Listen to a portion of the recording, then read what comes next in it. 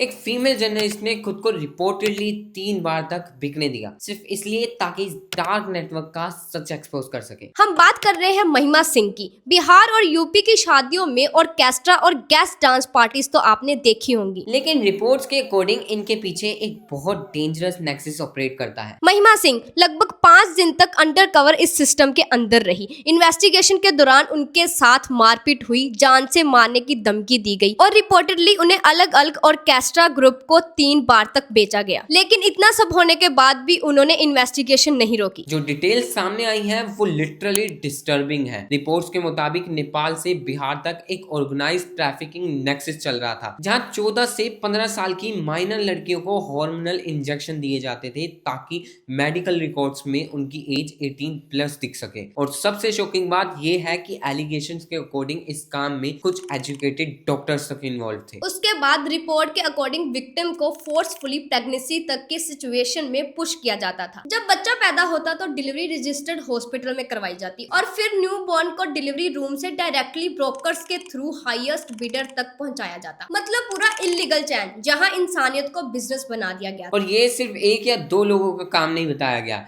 इस so called network में brokers, hospital staff, fake paperwork बनाने वाले लोग और पॉलिटिकल प्रोटेक्शन तक का एंगल सामने आया है। यानी सिस्टम के मल्टीपल लेयर्स पर सवाल उठ रहे हैं। सबसे शॉकिंग बात यह है कि इतना बड़ा एक्सपोज होने के बाद भी इस पर इतनी नेशनल डिस्कशन नहीं हुई थी जितनी होनी चाहिए थी। इन्वेस्टिगेटिव जर्नलिज्म का काम ऑलरेडी रिस्की होता है और जब कोई जर्नलिस्ट इतनी पावरफुल नेक्सस के अगेंस्ट एविडेंस कलेक्ट करता है तो नेचुरली उसकी सेफ्टी भी कंसर्न बन जाती है। इसलिए आज बहुत लोग कह रहे हैं कि इंडिपेंडेंट जर्नलिस्ट को पब्लिक सपोर्ट मिलना जरूरी है, क्योंकि कई बार उनकी विजिबिलिटी ही उनकी प्रोटेक्शन बन जाती है। आप इस पूरे एक्सपोज के बारे में क्या सोचते हो? क्या ऐसे केसेस को और ज्यादा मीडिया अटेंशन मिलनी चाहिए? कमेंट करके जरूर बताना।